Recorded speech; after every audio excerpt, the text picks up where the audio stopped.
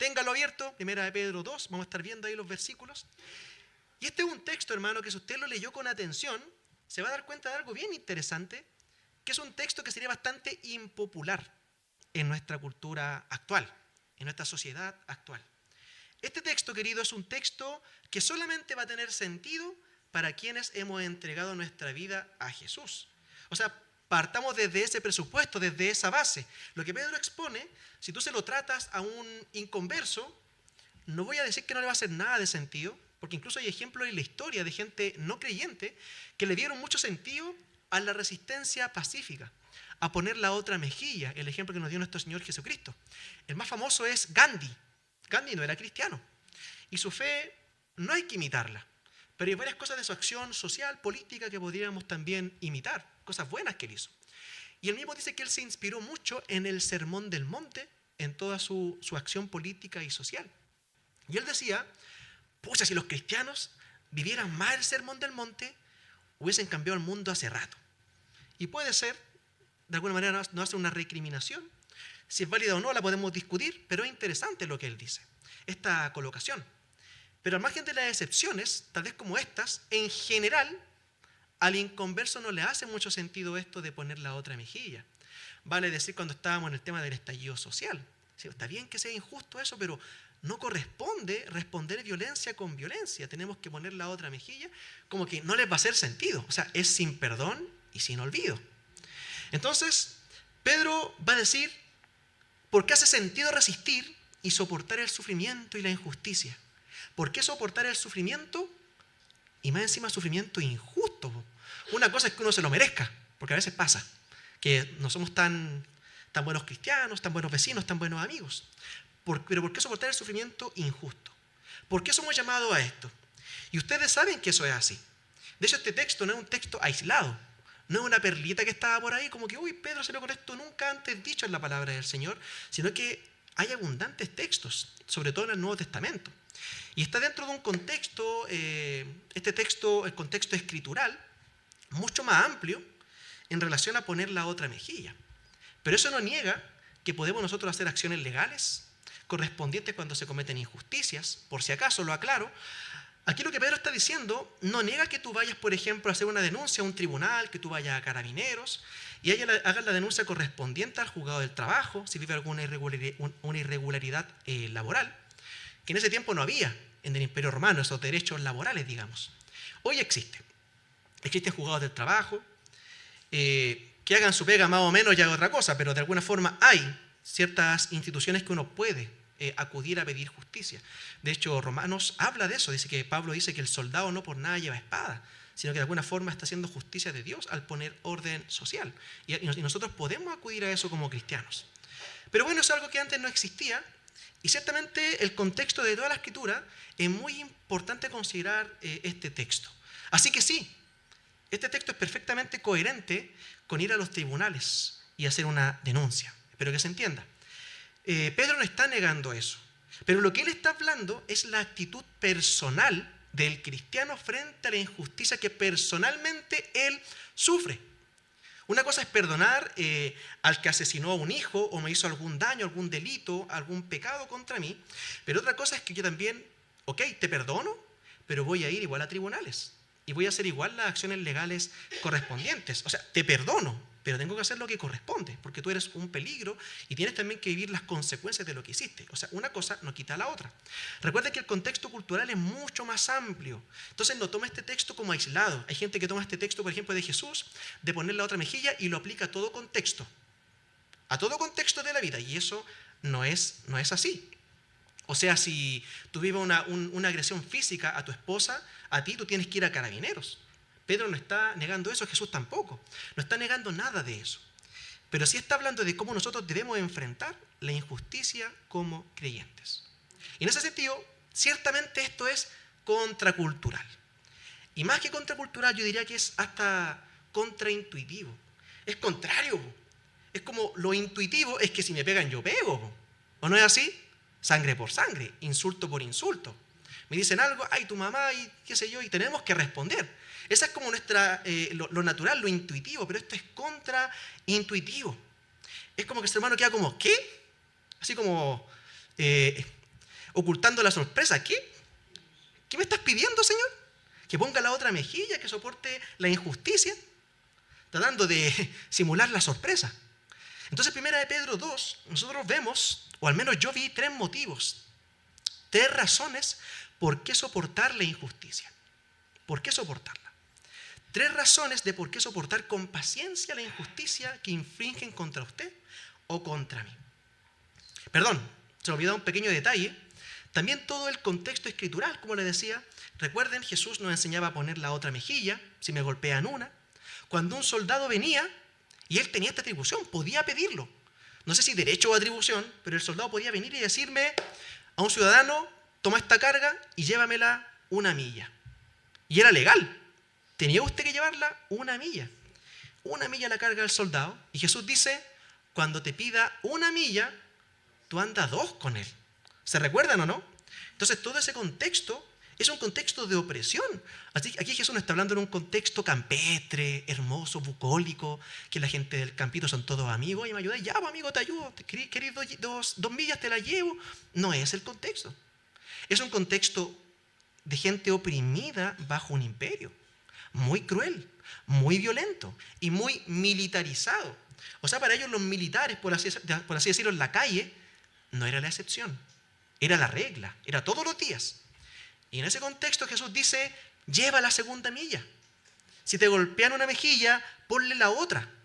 Pero siempre recordar, el contexto escritural siempre es más amplio y nada de lo que dice Jesús. De hecho, todo lo contrario, niega, por ejemplo, la defensa legítima de ti y de los tuyos. O sea, si alguien viene y ataca a mi esposa o golpean a mis hijos, yo me voy a poner a defenderlos. Y es perfectamente coherente con ser cristiano todo aquello. Entonces, nuevamente, hay que tener siempre mucho cuidado con aislar versículos bíblicos. Cuidado con aislar versículos, hacer teología de un versículo. Tenemos que tener como telón de fondo todo el contexto escritural. Si vamos a entender este texto, solo lo podemos entender en el contexto general de toda la escritura. Bien, dado ese contexto, entonces, vamos a las 3 razones. ¿Por qué estar dispuesto a sufrir en nuestra sumisión? ¿Por qué estar dispuesto a someternos al sufrimiento injusto más encima? ¿Por qué este llamado que nos hace el Señor a nosotros los cristianos? Vuelvo a decir, no es un llamado aislado en la Escritura. No es una perlita que sacó Pedro que nunca antes había sido dicho. Oye, ¿qué onda, Pedro, que sacó esta nueva enseñanza nunca antes dicha? No, nada que ver. De hecho, Jesús lo enseña, los profetas lo enseñan, Pablo lo enseña. Pablo dice que vence el mal con el bien. Si tu enemigo tiene hambre, dale de comer. Si tiene sed, dale de beber. No te dejes vencer por el mal.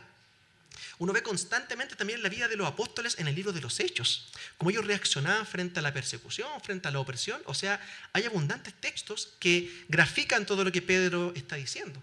Es algo que tú ves incluso en Apocalipsis, cuando habla del destino de la iglesia hacia el fin de los tiempos. ¿Qué es lo que nos espera? Y es una iglesia que sufre bajo la tiranía de muchos momentos. Y tiranías de todo tipo, ¿ah? Porque para las tiranías, queridos hermanos, no hay color político. Mientras al mismo tiempo la España franquista, un gobierno totalitario de derecha, cerraba las iglesias evangélicas, también habían evangélicos que tenían que reunirse escondidos en la Unión Soviética. O sea, estados totalitarios de izquierda o de derecha. En ambos ha habido opresión a los cristianos. Entonces la tiranía satánica de este mundo, gobernado por Satanás, no tiene color político. Hay algo intrínsecamente hostil contra el cristianismo en todos los totalitarismos de este mundo. Es una característica que tienen las tiranías, oprimir a los cristianos. Y lo interesante es que, sabiendo que este es el contexto y que esto es lo que dice la Biblia, fíjese como parte del versículo 18. ¿Qué dice? Criados. ¿Listo? Criados. Una palabrita súper interesante. Esta palabra se refiere en el griego a un siervo, a un criado o a un esclavo. También tenemos la palabra de esclavo, la palabra doulos o dulos. No sé si usted la ha escuchado, pero acá la palabra no es dulos. No es esa palabra. Aquí la palabra habla del empleado o el esclavo de la casa. Habla del doméstico. Para nosotros doméstico es otra cosa, ¿no es cierto? Sobre todo en un contexto más flight, como hoy andan domestiqueando. Oye, ten cuidado con ese que es medio doméstico. Están robando chaquetas. Entonces hay un doméstico por ahí. Para nosotros es otra la connotación, ¿no es cierto? Pero acá es el empleado doméstico. es el esclavo doméstico, es el que vive en la casa, es el que administra todos los asuntos del hogar, el aseo, etcétera, todos los quehaceres de la casa, es el esclavo doméstico. O sea, es un tipo de dulos. Dulos es la palabra más amplia, que se refiere a todo tipo de esclavo, pero acá la palabra es particularmente el esclavo que se encarga de los quehaceres de la casa.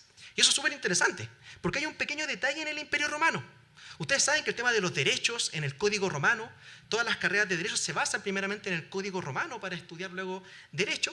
Sin embargo, hay cosas que han ido cambiando con los siglos, y creo yo, algunas, no todas, esta idea del progresismo, que todo cambio es bueno. No, a veces hay cambios buenos, pero a veces hay que conservar cosas buenas. Pero a veces hay cambios que han sido buenos, como por ejemplo uno de ellos que ha cambiado para mejor, es que en el tiempo del Imperio Romano, el padre de familia, por ejemplo, tenía plena autoridad sobre sus casas, sobre su esposa, sobre sus hijos y sobre sus esclavos. Así que este esclavo doméstico no tenía nada que hacer. La esposa tampoco, los hijos tampoco. Él podía mandar a matar a alguien y nadie podía meterse. Era la patria potestad. O sea, él era el dueño del derecho a la vida de todos los que estaban en su hogar, el pater familias. Y el Estado no se podía meter en absoluto allí. Hoy por lo menos sabemos que si hay una situación de abuso en la casa, la mujer, gracias al Señor, puede denunciar al marido y puede denunciarlo al Estado, y el Estado tiene que intervenir en esa situación de abuso y maltrato. Por si acaso, en el siglo XVII, cuando se estaban instalando las primeras colonias inglesas en Estados Unidos, los primeros registros de hombres llevados a tribunales por maltrato físico o negligencia hacia sus esposas es en un contexto de cristianos puritanos. Miren, pequeño detalle, ahí nació la idea de denunciar al violento. Ahí nació esta idea, muy interesante por los demás. Claro, porque a veces llega un momento donde ya no era sumisión, sumisión normal, común y corriente, sino que había un maltrato, una situación de genuino abuso. Y se comprobaba que esta persona ejercía este abuso y era expulsada de la comunidad, y la comunidad sustentaba a la esposa y a los hijos que quedaban de alguna manera desamparados. Contextos cristianos, ingleses, puritanos, en el siglo XVII. Pero aquí vemos que no es el contexto. Aquí el pater familias tiene todo derecho de hacer lo que quiera con su casa, así que tampoco es como que el esclavo va a tener mucho a quien apelar. Y en ese contexto dice, versículo 18, criados, estad sujetos con todo respeto a vuestros amos, no solamente a los buenos y afables, que lo había y muchos, sino también a los difíciles de soportar. Aquí para la palabra difíciles de soportar, la palabra ustedes la conocen, porque yo sé que varios de ustedes sufren de eso. La palabra es escolios. ¿Les suena o no? Escolios. De ahí viene escoliosis. Ya no sé si alguno de ustedes tiene, lo supongo nomás, estoy puro inventando. ¿Alguno tendrá escoliosis? Que es bien común la escoliosis. Entonces, estoy puro inventando.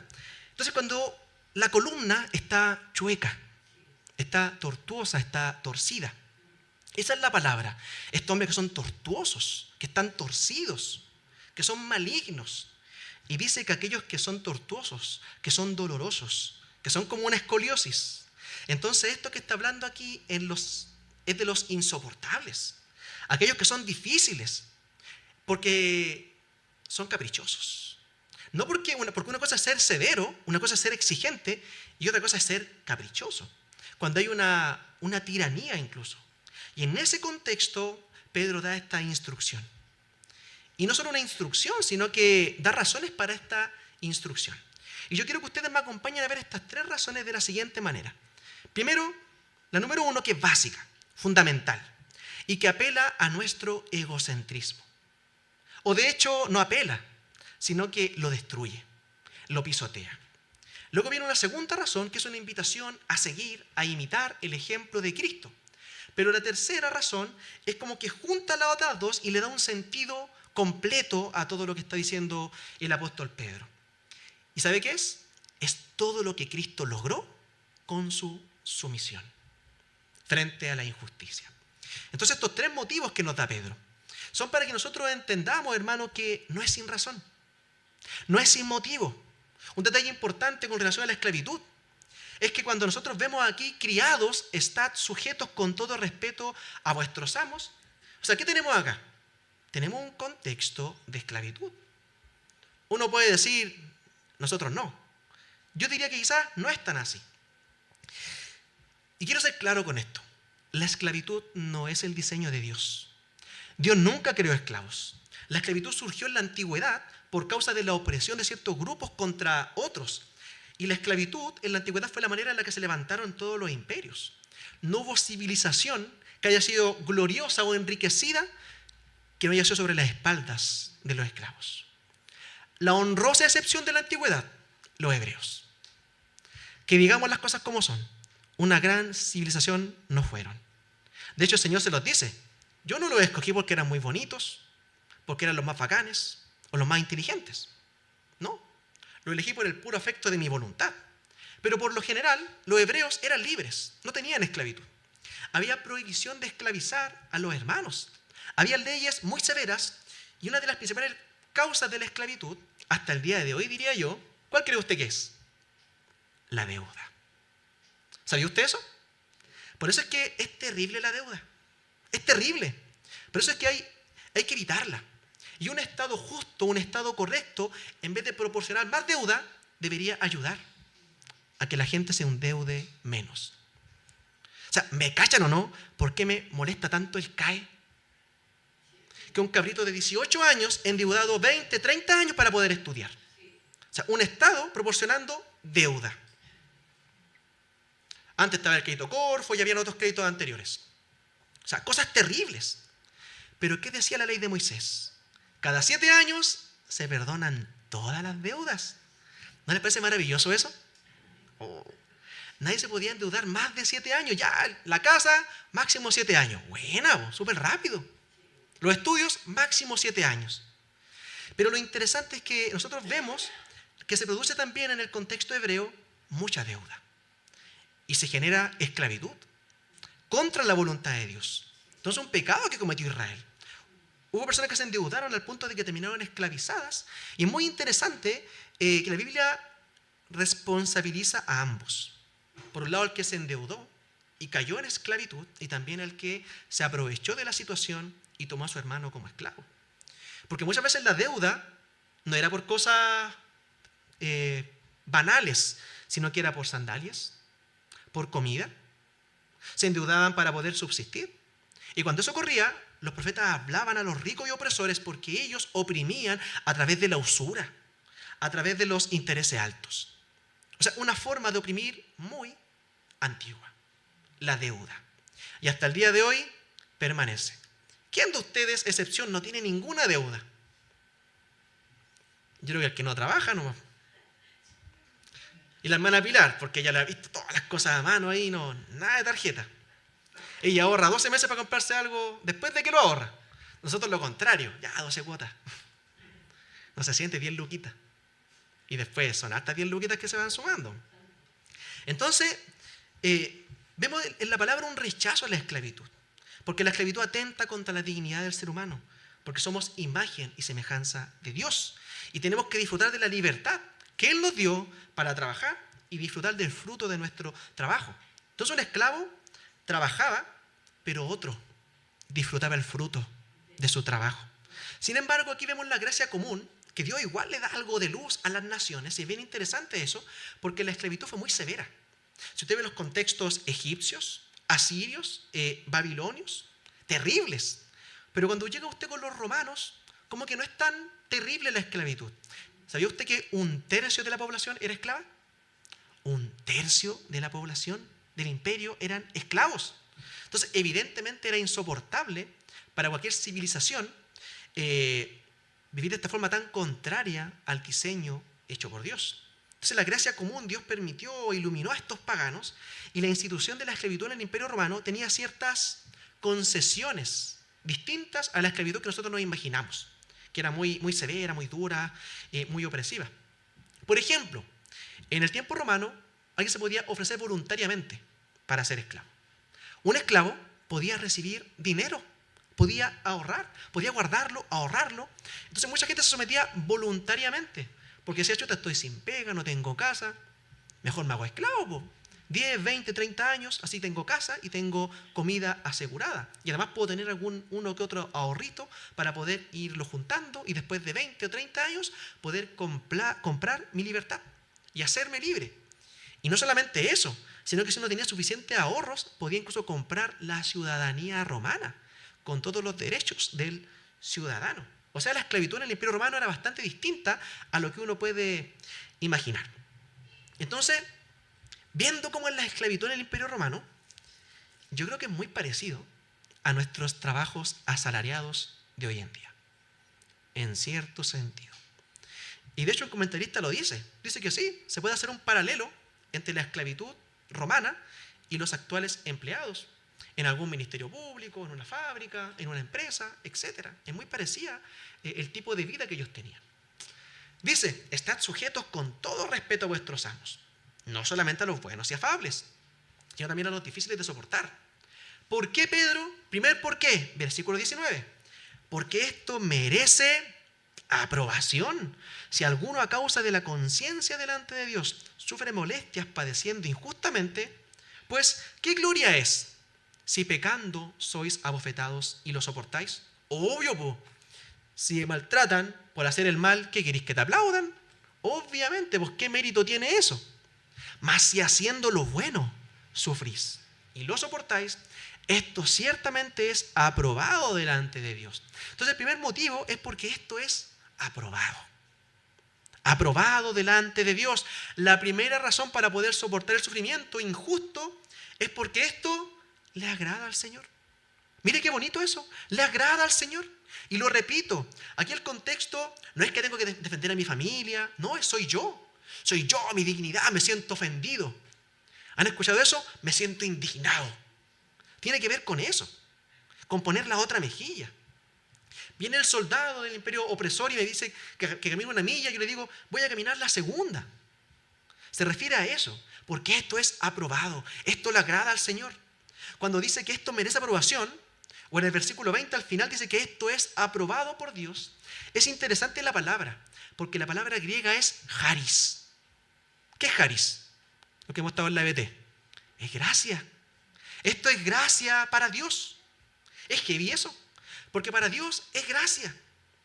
Porque generalmente para nosotros la gracia es algo que Dios nos da a nosotros, ¿correcto? Pero acá Pedro usa la palabra gracia para hablar de cómo nosotros podemos alegrar el corazón de Dios. Eso genera gracia. Hallamos gracia delante de los ojos del Señor cuando soportamos injustamente y padecemos haciendo lo bueno. ¿Puede ser esto más anti todo lo que nos ha enseñado nuestra cultura desde nuestra más tierna infancia? Porque si algo que caracteriza nuestra cultura y nuestra forma de pensar es el antropocentrismo, el centro en el hombre, el centro en el yo. Yo, mis metas, mis deseos, mi bienestar son el centro de mi existencia. ¿Valen la pena los sacrificios? Sobre todo si yo logro beneficio para mí. Ahí vale la pena. Y va a ser agradable para mí. Y redundará en bienestar para mí. Pero el Evangelio hace un llamado a salir de la vida centrada en el yo para vivir una vida centrada en Cristo. La esencia del Evangelio es que viene y nos rescata. ¿Sabe usted eso, que lo rescata? De una vida autocentrada en el yo, porque te estás destruyendo. Estás desperdiciando tu vida. Porque la vida autocentrada en el yo es la raíz de todos los pecados. Cuando uno roba, estoy buscando deleite para mí, tener algo que yo codicio. Cuando yo miento, me estoy protegiendo a mí, por eso miento. ¿Se da cuenta que todo pecado siempre es en beneficio del yo? Todo pecado se enraiza en el egoísmo y el egocentrismo.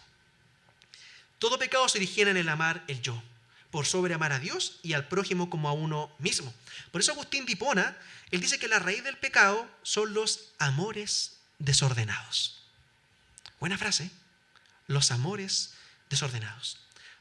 Amamos lo que no tenemos que amar y lo amamos de manera desordenada, escandalosa. Pero ¿quién enseña eso hoy en día, hermanos? ¿Quién habla de que la vida debe ser vivir en torno a Cristo, a su gloria? Que no es el agradarse a uno mismo, porque la Biblia abundantemente lo enseña. Pero yo diría que ni siquiera las iglesias hoy en día. Y no quiero cometer una generalización injusta, Pero ustedes saben, hermanos, que tristemente hay un gran sector evangélico cuyo centro es el yo. Tú eres un campeón. Despierta al campeón que hay en ti. Tú eres cabeza y no cola. Sacando de contexto los textos bíblicos. Dios quiere hacerte feliz. Dios quiere que seas feliz. Ese concepto de felicidad infanto-adolescente, digamos, donde la felicidad son mis caprichos, que se cumplan, donde no hay cuestionamiento si mi deseo es pecaminoso o no. Es mi deseo y punto, que Dios me lo cumpla. Así que si yo quiero nueva casa, la declaro. Si yo quiero nuevo auto, lo decreto. ¿Se fija o no? ¿De qué estamos hablando? Cuando nosotros hablamos de donde incluso la religión, hermano, el vivir la vida cristiana debería de alguna forma elevarnos en un sentido humano de estas cosas. Pero se ha dado cuenta que hoy en día hasta el cristianismo se ha vuelto neoliberal, donde ser cristiano es un bien de consumo. No, es que a los hermanos no les gusta esta canción, cantemos esta otra. No, es que a los hermanos no les gustan estos asientos, veamos estos otros asientos. No, es que no les gusta cómo habla este hermano, pongamos este otro hermano. No, es que les gusta la música más moderna. Entonces como que fuera un bien de consumo el seguir a Cristo, como ir al supermercado. Y yo busco la iglesia que más se acomoda a mis expectativas. Es como que está buscando el producto preciso para tu corazón. Yo conocí a un amigo que él fue a una iglesia. No voy a decir cuál, pero tengo muchas ganas, pero no lo voy a hacer. Y él dice, oye, qué bueno, llegó a una iglesia súper bíblica, sana doctrina. Y él llega y el pastor hace una charla motivacional de 15 minutos. Después de 45 minutos de música, mucha música muy fuerte. Un aplauso para Jesús. ¿Dónde están los cristianos? Declara la gloria de Dios y ese grito de júbilo. Así estaba, po. Y después una charla motivacional, 15 minutos, ni más ni menos. Y este dice, tengo una gran bendición para ustedes. Este es un lápiz bendecido. Y si tú das solamente una ofrenda con este lápiz, si tú pones 10,000, 20,000, 30,000 pesos, todo lo que firmes con este lápiz va a tener bendición. Todo contrato que tú firmes, todo cheque va a prosperar. Si tú firmas este cheque, va a prosperar con este lápiz. Y va a prosperar todo lo que tú hagas. Y usted dirá, ¿era la pared de sufrir? No. Era una iglesia aparentemente con una muy buena doctrina. O sea, ¿entienden lo que quiero decir o no? ¿Se fijan en el triste panorama evangélico actual? Entonces, evidentemente que a ti y a mí nos impacta que el primer motivo de Pedro es un motivo que aplasta y pisotea el yo. Y dice, ¿qué importa tu autosatisfacción? Dice, haz esto porque agrada a Dios. Pero me duele, le agrada a Dios. Y listo. Haz esto porque agrada al Señor. Su gozo, su sonrisa, que Él vea gracia delante de ti, es más importante que tu gozo. Es el primer motivo, querido hermano. Y seamos honestos. Para un creyente maduro esto es más que suficiente. Es más que suficiente. Pero Dios es tan misericordioso que nos da más motivos. Más motivos. Y vea el segundo motivo. Porque fuimos llamados. Versículo 21. Pues para esto fuisteis llamados, porque también Cristo padeció por nosotros, dejándonos ejemplo para que sigáis sus pisadas. Qué interesante eso, porque esta frase, dejándoles ejemplo, tiene que ver con cuando un niño está aprendiendo a hacer las letras. Están haciendo la caligrafía y viene el papá y le hace la letra en grande para que el niño pueda imitar y pueda realizar correctamente la letra. O cuando le hace como la letra con los puntitos, para que luego el niño pueda seguirlo. Así Cristo nos está dando el ejemplo, dejándonos ejemplo para que sigáis sus pisadas, el cual no hizo pecado ni se halló engaño en su boca, quien cuando le maldecían no respondía con maldición, cuando padecía no amenazaba sino encomendaba la causa al que juzga justamente. Y el segundo motivo, hermanos, porque fuimos llamados a imitar a Cristo. Eso está clarito en el texto bíblico. Hemos sido llamados a imitar a Cristo. El primer motivo, porque esto agrada a Dios. Segundo motivo, porque hemos sido llamados a imitar a Cristo. Pequeño detalle, se me olvidaba del primer encabezado. Es importante ver la gramática. No es que a Dios le agrade que usted sufra. No tiene que ver con eso. No, a Dios le agrada que hagamos el bien y sigamos haciéndolo a pesar de estar sufriendo. Eso dice el Señor. Pequeño detalle gramatical. No es que Dios se agrade de nuestro sufrimiento, Dios se agrada de que hagamos el bien y que aún sufriendo sigamos haciéndolo, porque eso le agrada a Él, que hagamos el bien. No que suframos, sino que a pesar del sufrimiento sigamos haciendo el bien. Y sabemos que no cualquiera hace eso. No cualquiera hace eso. Y sabemos que incluso humanamente ninguno de nosotros lo haría sino el Espíritu Santo en nosotros. Ninguno de nosotros lo haría. Así que eso como el primer motivo. Y segundo, hemos sido llamados a imitar a Cristo. Y lo que Él dice aquí es maravilloso, porque nos vuelve al Evangelio. Si el primer llamado del Evangelio es sal de tu vida autocentrada en el yo y vivir una vida centrada en Cristo, ahora el Evangelio nos dice, enamórate, fascínate, apasionate por Cristo. ¿Se acuerdan cuando éramos adolescentes? Y algunos quizás ni tan adolescentes, pero teníamos como algún ídolo que admirábamos. ¿Quién no andaba con la polera del Zamorano cuando estaba ahí la dupla Sasao, el Marcelo Salas? O algún presentador de televisión, o algún cantante, qué sé yo. ¿Y qué hacía uno cuando admiraba mucho a alguien? ¿Qué hacíamos? A menos los jóvenes. Nos vestíamos como ellos. Hacíamos eso, ¿no? Oye, el corte que tiene, me hago el corte. Oye, Eddie Vedder, voy a estar con chori y bototos, para ser igual que él. Había un baterista que me gustaba mucho, tenía el pelo largo, y yo quería ser como él, y me dejé el pelo más largo. Pero no me parecía mucho a él, me parecía más a mis ancestros mapuches que a este baterista. Más que batería me faltaba el cultrún nomás y quedaba más parecido a mi baterista favorito. Pero es algo como natural, es súper interesante porque los niños hacen eso. Porque en el estado más cándido de uno, es lo que uno tiende a hacer naturalmente, es como intuitivo, imitar lo que yo amo, imitar lo que genera admiración en mí. Porque los niños tienen una cosa, tienen una gran ventaja sobre nosotros, que nosotros muchas veces lo perdemos con los años. Y es que ellos no tienen restricción para lo que sienten, instintivamente, y lo expresan. Si al cabro chico le gusta Spider-Man, que se sepa que le gusta Spider-Man. Cumpleaños de Spider-Man, polera de Spider-Man, pijama de Spider-Man, cubrecama de Spider-Man, sábana de Spider-Man. Todos saben que le gusta Spider-Man. Porque le gusta, que se sepa. Si me gusta, que se sepa. Y por eso el niño tiende mucho a imitar. Y nosotros también. Pero nosotros no hacemos los giles. Lo disimulamos. Pero también lo hacemos. Pero los niños tienden mucho a hacerlo y se les nota. Quieren imitar primeramente al papá. Cuando es pequeño, o cuando era pequeño, adivinen a qué jugaba yo. A que vendía en la feria. Sí, pues mi papá hacía eso. Y mi papá de vez en cuando me tiraba un negocito en la feria. Y me hacía algunas luquitas de pasar. Así como que jugaba, pero con plata. Estaba bueno. Estaba bueno. Entonces, qué interesante eso de la admiración. La adoración relacionada a la imitación. ¿Tú adoras a Cristo? ¿Tú admiras a Cristo? ¿Tú quieres ser como Cristo? Bueno, ¿te has vestido de Él? ¿Te comportas como Él? ¿Lo imitas a Él? ¿Has conocido a Cristo? Pues cuando le conocemos verdaderamente no podemos sino llenarnos de admiración por Él. Porque nadie, absolutamente nadie tiene la integridad, la firmeza de carácter, la ternura, la justicia de nuestro Señor Jesucristo. ¡Qué hermoso es Él! ¿Lo ve hermoso? ¿Lo has contemplado en su hermosura? ¿No será que mucho de nuestro desenfoque en la vida cristiana es porque dejamos de admirar a Cristo y empezamos a admirar otras cosas? ¿No será que muchas de nuestras confusiones y desenfoques en la vida cristiana podrían tal vez evitarse si nos reenfocáramos nuevamente en Cristo?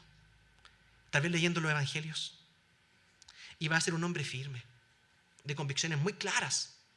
Así era Jesús, pero nunca fue cruel. Que amó, que fue tierno sin dejar de ser firme. Entonces nosotros podemos mirar el carácter de Cristo y decimos, oye, qué maravilloso es el Señor. Entonces yo mejor me quiero parecer a Cristo. No creo que me deje el pelo largo porque no me gustaba cómo me veía, pero bueno. Se trata de imitar a Cristo en el carácter. En el carácter. La esencia del Evangelio, el centro del Evangelio es revelar a Cristo. ¿Por qué? Porque Cristo es Dios. Y el que ve a Cristo, ¿a quién ve? Al Padre. Él es Dios. Él es creador, es soberano, es todopoderoso, el único Dios verdadero, verdadero hombre, se hizo carne y habitó entre nosotros. Perfecto en humanidad, pero sin pecado. Pero uno se desenfoca. Y ahí me da rabia conmigo, porque muchas veces me desenfoco de Cristo. ¿Pero sabes qué? Incluso los discípulos, estando con Jesús cada día, les pasó. Felipe en un momento le dijo a Jesús: mira Jesús, estamos contigo, te creemos, bacán, súper bien, pero muéstranos al Padre y estamos. Muéstranos al Padre y estamos listos, lo dejamos hasta acá. ¿Conoce usted ese diálogo de Jesús con Felipe? Y Jesús le dice a Felipe: Felipe, tanto tiempo he estado con ustedes y todavía no me conoces. El que me ha visto a mí, ha visto al Padre. O sea, la esencia del Evangelio es sacarnos de esta vida autocentrada en el yo. En el yo, para que llevamos una vida centrada ¿en quién? En Dios, en nuestro Señor. Porque es la única vida que tiene propósito. Las vidas que viven para Dios, centradas en Él, para gozarse en Él. Entonces, hermanos, ¿cómo entonces vivir para Dios? Bueno, Dios mismo personalmente desciende a este mundo, habita entre nosotros, enseña, camina, sana, restaura, libera a los prisioneros, liberta a los oprimidos y con poder nos muestra su gracia y su misericordia, siendo poderoso, pudiendo decirle a la tormenta que se calle. Él tenía poder, Él era Dios, pero con todo ese poder guardó silencio cuando el imperio lo oprimió. Guardó silencio cuando las fuerzas especiales del templo lo vinieron a buscar. Y él estaba orando. Estaba orando. Ni siquiera estaba en Jerusalén protestando, haciendo algún berrinche, algo, nada. Él estaba orando. Pero él no abrió su boca. Y si él hubiese abierto su boca, habría deshecho toda la sarta de mentiras que dijeron contra él. En ese juicio armado, en ese montaje, porque fue un montaje. Cuando usted ve el nivel de los argumentos básicos, malos, pero Jesús dice 2 líneas y refuta todos los argumentos que están diciendo contra él. Y uno está leyendo: pero Jesús, ¿por qué no te defiendes? Jesús, di algo. Si son mentiras, ¿por qué permite eso? Y él no, en silencio. Como cordero fue llevado al matadero. Te pregunto otra vez, ¿tú a quién estás imitando? Si admiramos a Cristo, si realmente le adoramos, si nos decimos cristianos porque seguimos a Cristo, bueno, imitémoslo a Él. ¿A quién estamos imitando? ¿A quién estamos imitando?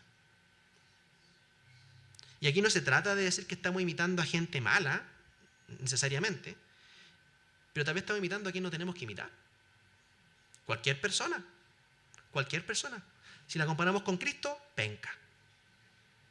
Cualquier persona que imitemos. Somos llamados a imitar a Cristo, no a otro. Y ese es el segundo motivo. Fuimos llamados a imitar a Cristo. Y esto es súper claro.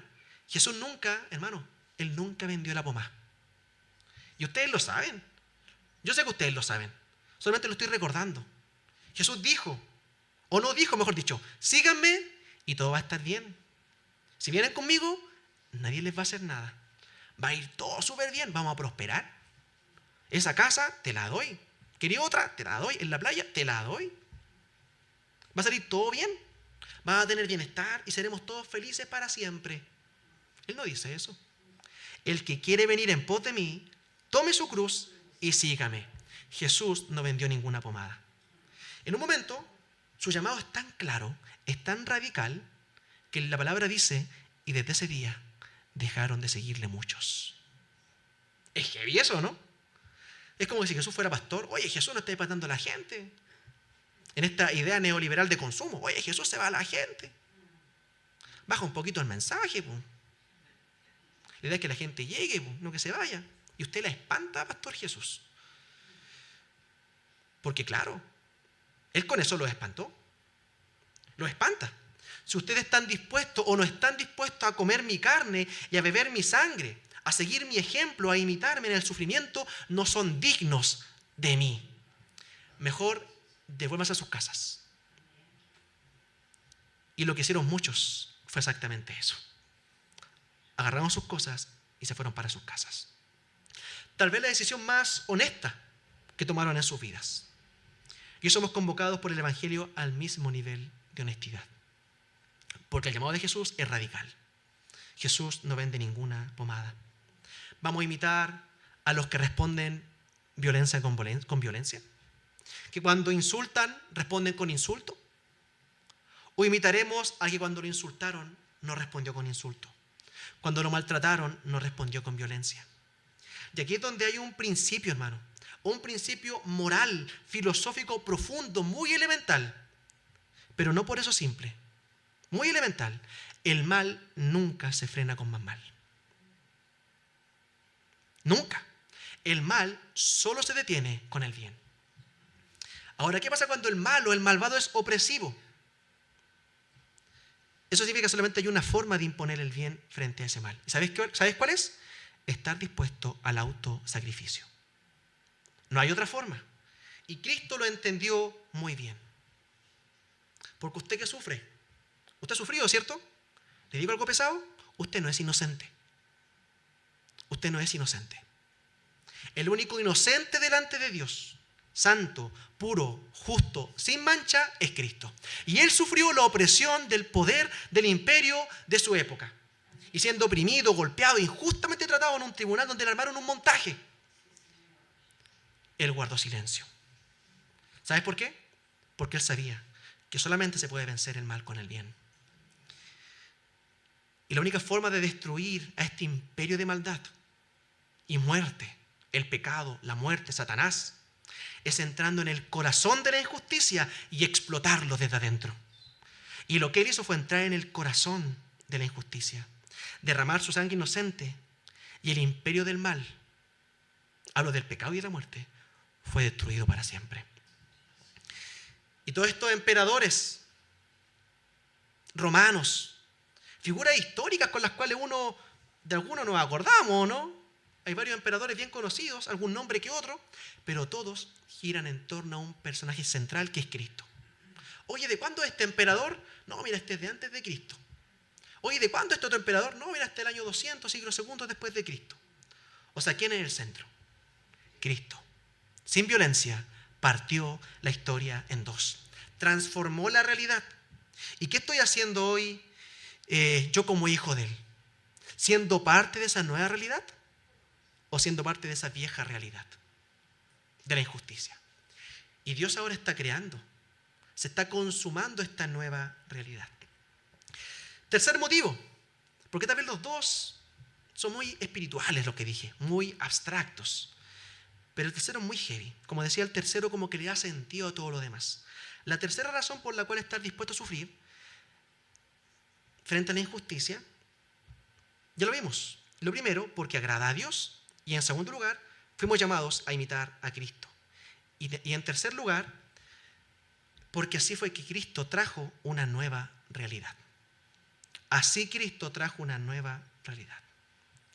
Y lo uso en pasado, una nueva realidad. Porque estamos entre un ya y un todavía no. El Señor ya venció la muerte. Hemos sido liberados del pecado. Hemos sido liberados. Somos nueva creación, nueva criatura. Las cosas viejas pasaron y aquí son todas nuevas. Todo eso es un ya. Pero seguimos luchando contra el pecado. Todavía no es consumado el reino de Dios. Todavía no tenemos un cuerpo glorificado. Eso es un todavía no. Estamos entre un ya y un todavía no. Pero ya estamos en una nueva realidad que se está consumando. ¿Y quién lo logró? Cristo. Y esa nueva realidad está inundando el mundo. ¿Y sabes tú por qué hay miles de personas marchando en las calles pidiendo dignidad? ¿Sabías tú que el concepto de dignidad es un concepto cristiano? ¿Por qué el hombre tiene dignidad? La Biblia lo dice, porque es imagen y semejanza de Dios. No importando origen étnico, social, no importando el colorcito de la piel, no importa la cantidad de cromosomas en su ADN, igual es imagen y semejanza de Dios. Entonces, rastrea el concepto de dignidad en la historia de Occidente, digamos, y va a ver que se origina en cristianos. Porque antes no existía el concepto de dignidad. ¿Sabes cuál es el concepto que imperaba en la antigüedad, en sociedades paganas? El concepto de honra. O sea, tú eres alguien que se gana esta honra. Y ahí ahora es digno y merece honra. Porque es valiente, porque tiene integridad, porque tiene poder económico. Y ese hombre tiene honra, o por su familia, por sus hazañas. O sea, después de hacer todo eso, él es un hombre que tiene dignidad y tiene la honra porque se la ganó.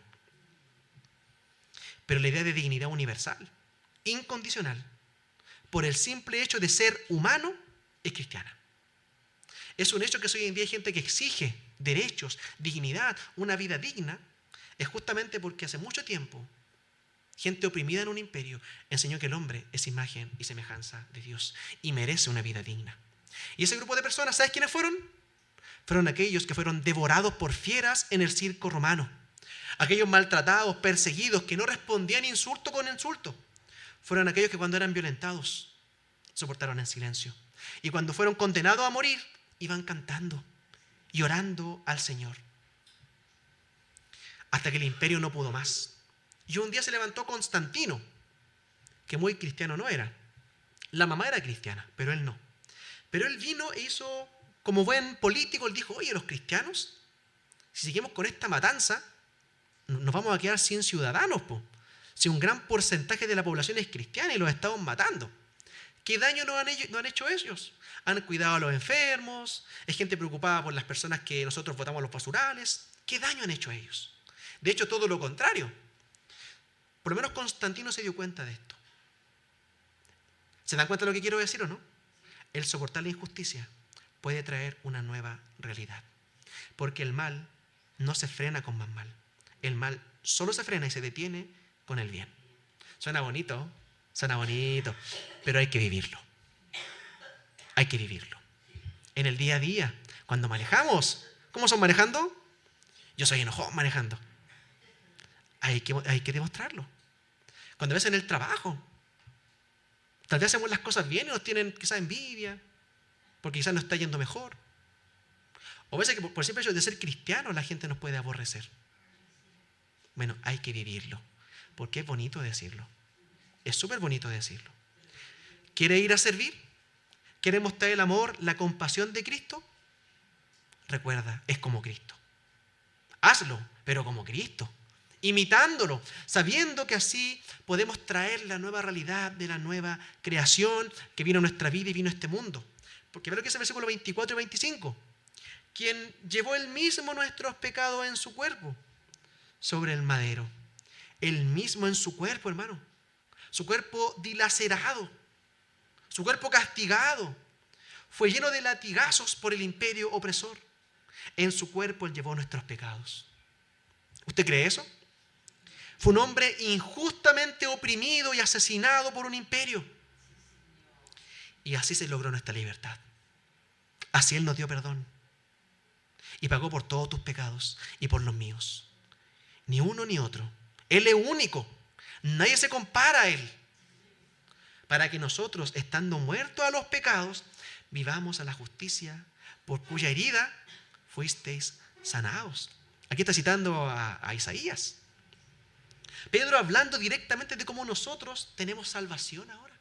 ¿Y cómo se consiguió? Con el ejemplo que tenemos que imitar, pues, hermano. De cómo es posible que nos gocemos en una vida eterna. De cómo es posible que ahora tengamos esperanza. Y fue gracias a que alguien un día en silencio soportó la injusticia. Pero también es una invitación a ser parte de una nueva lógica. De una lógica tan extraña que nadie va a entender lo que estáis haciendo. O cómo estás viviendo tu vida. Este estilo de vida que nos muestra Jesucristo. Versículo 25. Porque vosotros erais como ovejas descarriadas, pero ahora habéis vuelto al pastor y obispo de vuestras almas. Es muy interesante porque la expresión ovejas descarriadas y pastor que cuida de sus vidas es una expresión que proviene del profeta Jeremías, del Antiguo Testamento, que habla que mi pueblo, decía el Señor, eran como ovejas sin pastor. Entonces el Señor promete que les daré un pastor que les pastoreará. Y no hablaba de mí, habla del pastor de los pastores. Habla del Mesías, que va a pastorear a su pueblo. Porque la palabra pastor, para nosotros el evangélico es como el presbítero, ¿no es cierto? Como la función que yo cumplo en esta comunidad. El que predica, el que enseña, ese es el pastor. con el que me enojo a veces también, el pastor, cuando me dice algunas verdades. Pero nosotros, ese es el pastor. Pero el concepto pastor en Jeremías está aludiendo a algo más profundo, y a eso alude Pedro, que era el concepto de un gobernante. De hecho, al rey se le decía el pastor de Israel. Entonces, los pastores de Israel eran los gobernantes, y el pastor de un pueblo era el rey que junto con los gobernantes debía pastorear, o sea, guiar el pueblo hacia Dios, hacia lo que es justo, hacia la búsqueda del Señor. No ha faltado así un pastor en Chile, me refiero al presidente. Y esto de todos los colores políticos. Que nadie me acusa aquí de nada, porque de todos lados ha faltado un gobernante que guíe bien a nuestro país. De ultra para acá o ultra para allá, por los dos lados, muchos desacuerdos, pero hay una cosa en la que todos coinciden, es que ha faltado pastoreo en Chile. Y en este sentido, en el sentido bíblico de la palabra pastoreo, faltaba liderazgo claro de quienes gobiernan, hacerse cargo, y ha faltado eso y tal vez seguirá faltando. Sí, me resigno, va a seguir faltando. Pero me da lo mismo, porque tú y yo pertenecemos a otra patria. Tú y yo somos peregrinos y extranjeros. ¿Se acuerdan o no? Sí, somos peregrinos y extranjeros. Somos enviados a servir a esta patria. Estamos acá como expatriados, pero esta no es nuestra nación. Estamos en Chile para servir y para mostrar la gloria del verdadero Rey que pronto vendrá, el verdadero pastor de las ovejas. ¿Y sabe cómo se muestra Cristo? Imitándolo, siendo como Él. Pero que mientras Él no aparece públicamente, nosotros somos sus manos, somos sus pies, somos su boca. Y con nuestros deditos también podemos honrarle. Son llamados a ser los dedos de Cristo, esos dedos con los cuales yo escribo estados en redes sociales, que yo comento cosas en internet. Sí, son los deditos de Cristo también, porque usted es un representante de Jesús. Entonces, pastoreemos los corazones, consolémonos, hablemos de esperanza y hablemos de la verdadera justicia, la que la Escritura dice. Evitemos las polarizaciones que solo dañan, tergiversan, hieren, excluyen, y empezamos a cuestionar con esta lógica. Así vemos el mundo. Hay una canción de Pink Floyd que dice us and them. Perdón mi inglés. Que la traducción es nosotros versus ellos. Nosotros versus ellos. La lógica del nosotros versus ellos destruye este mundo. Es la raíz de todos los problemas sociales que hay en este mundo pecaminoso. Tiene que haber un solo nosotros. Solo un nosotros. Estamos todos en el mismo barco. Somos todos parte de lo mismo. Hablamos de todos. El evangelio es lo más democrático que existe. Estamos todos en la misma. ¿Qué dice la palabra? No hay justo ni aún uno. Entonces no son ellos y nosotros. Es un Dios santo y todo este mundo corrupto, muerto en sus delitos y pecados, que necesita con urgencia la salvación y el evangelio. Entonces no pienses afuera en un ellos, piensa en un nosotros, en una humanidad que necesita escuchar el evangelio. No importa el origen social, étnico, racial, todo el que crea en Cristo va a ser salvo. Aunque sea Zaqueo, sí, pues Zaqueo, el que se enriqueció con chanchullo, ilícitamente trabajando para el imperio, oprimiendo al pueblo. O el celote que estaba con Jesús al lado de la cruz. ¿Sabes lo que era un celote? Era como un terrorista de su tiempo. Después de haber cometido un atentado violento contra el imperio, él estaba colgado al lado de Jesús. Pero en ese momento, él le dice: Señor, acuérdate de mí cuando venga en tu reino. Luché toda mi vida por esta causa, porque yo soy judío, quería sacar a los imperiales, quería sacar al imperio romano. Pero mira dónde terminé. Toda esa lucha me llevó a nada. Pero hoy te veo a ti, aquí en silencio, entregando tu vida, y quiero estar contigo. ¿Qué le dijo Jesús en esa hora? De cierto te digo que hoy estarás conmigo en el paraíso. Y es precioso eso, porque uno cuando ve gente que cree en Jesús, en el Nuevo Testamento, ve a Jesús haciendo milagros, lo ve glorioso, en su esplendor como un gran rabino, el Hijo de Dios. Pero este hombre vio al Mesías prometido en un hombre semidesnudo, humillado en una cruz. Y a ese varón sufriente le dijo: tú eres el Cristo. Eso es fe. Eso es fe. Y él era celote. Entonces Cristo tenía en su grupo de discípulos cobradores de impuestos y celotes. Ahí está Judas Iscariote y está Judas el celote. Habían dos Judas. El otro Judas, que era bueno, no tan bueno, pero creía en Jesús, se convirtió, porque todos somos malos. La única diferencia es que el otro Judas no se convirtió, el otro sí se convirtió. O sea, Jesús tenía de todo, tenía hasta un celote en su grupo. O sea, esa amalgama de discípulos de Jesús era muy extraña. ¿Y no es eso acaso la amalgama extraña que nosotros vemos acá? Tal vez uno de los grandes pecados de la iglesia evangélica en los últimos años es que se ha vuelto cada vez más homogénea, cada vez más clase media aspiracional. Y de repente el Señor nos dice: está bien, eres de un contexto, bien, sirva al Señor. Pero no tenemos que ponernos en esa lógica, que tenemos que ser todos iguales, pensar igual. ¿No es así? Da lo mismo tu origen étnico, origen social. Si tú crees en Cristo, eres iglesia y eres pueblo de Dios. Entonces, qué interesante esto, querido hermano. Cristo trae una nueva realidad. Y el Señor también, ciertamente, en nuestra poca, a veces, integridad, si no nula, nos hace reconocer algo, que necesitamos el poder del Espíritu Santo, que vino también mediante la obra de Cristo. Fue algo que se consiguió mediante el sacrificio de nuestro Señor, soportando injustamente el sufrimiento, para que podamos hacer las cosas bien, para que podamos imitar a Cristo, porque esto es aprobado por Dios y tenemos el ejemplo de todo lo que Cristo consiguió mediante el sufrimiento. Y como les decía, esto se va a acabar. Cristo va a venir, se acabó el juego, se van todos para la casa, y el que no creyó y no se arrepintió va al lago de fuego. Y el que creyó y se arrepintió, aunque sea esa persona que tú odias, pero sí creyó y se arrepintió, va a estar en el reino contigo eternamente, gozando la misma bienaventuranza que tú y la misma vida eterna que tú, porque es por gracia. Y ese reino viene pronto y es un reino real, concreto. El Evangelio es el que enseña que el cielo viene a la tierra.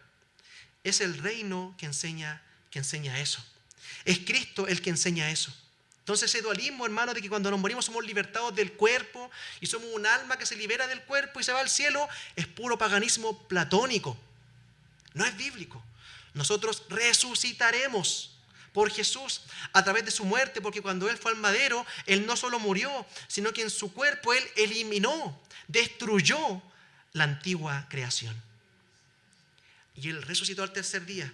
Y Él se levantó con un nuevo cuerpo, que ya no le afecta nunca más la corrupción, ni la muerte, ni la enfermedad, mucho menos el pecado. Un cuerpo nuevo, nueva creación. Es la primicia de la nueva creación. El primer fruto de esta nueva creación que estamos todos aguardando. Y esa nueva creación inundará todo. Y nosotros estamos aguardando. Estamos esperando. ¿Tú anhelas eso? Estamos aguardando. Pero no es un aguardar pasivo. Aguardamos sirviendo, trabajando, luchando por la justicia, imitando a Cristo. Pero es una lucha pacífica. Una lucha pacífica. Porque bienaventurados los pacificadores. Bienaventurados los pacificadores. Es una lucha donde no se responde el mal con mal. Donde son bienaventurados los mansos, los pacificadores. Sino que viene cuando el mal respondemos con bien. ¿Y sabes qué? El resultado no siempre va a ser el que uno esperaría. Va a ser oprimido, va a responder bien y va a ser más humillado. Pero así está el Señor. Así está el Señor. Porque en la vida cristiana, hermanos, hay sacrificios. ¿Estás dispuesto a pagar el precio? Pero tal cual como ocurrió en la antigüedad, también sigue ocurriendo hoy en día. Si un creyente, por servir fielmente a Cristo, derrama su sangre, esa sangre es semilla. Esa sangre es semilla de un nuevo reino. Entonces no va a ser en vano. No va a ser en vano. Entonces el llamado de la palabra es contracultural, contraintuitivo, pero es el llamado que necesitamos en esta hora. Hermano, hemos sido llamados. Hemos sido sacados de la lógica del egocentrismo para ahora poder agradar a Dios. Fuiste llamado a padecer. Fuiste llamado a imitar a Cristo. Y tenemos esa esperanza, una esperanza súper real, concreta, verdadera. Si fuera una esperanza vana, si fueran puras palabrerías, yo diría, como dije hace un par de semanas atrás, si estuviéramos en el siglo I, recién iniciando la iglesia, yo diría, chuta, hay que ver cómo se mueve la iglesia con los años. Tenemos 2000 años de hombres fieles a Dios y que han transformado el mundo. Gente sirviendo fielmente a Cristo. Y muchos de ellos murieron, demostrando esta nueva realidad del reino presente aquí. Y sí trae, aunque sea de poquito, con muchas contradicciones, pero sí trae justicia, a final de cuentas. Con muchos errores, pecados, que tal vez nosotros institucionalmente como iglesia hemos cometido. Y tenemos que hacernos cargo de eso. No lo neguemos. Pero a pesar de eso, el cristianismo, como fe sincera, vida en la cotidianidad, trae transformación que ninguna revolución puede traer. ¿Quieres traer un cambio? Tú camina distinto. Tú vive tu vida distinto. Tú lucha distinto. Tú responde distinto. Soporta la injusticia en el sufrimiento. No te dejes desanimar. No desistamos, hermanos. Sigamos amando. Sigamos no respondiendo con insulto en insulto. Sigamos poniendo la otra mejilla. Sigamos caminando la segunda milla. Porque para esto fuisteis llamados. Les invito a que podamos orar.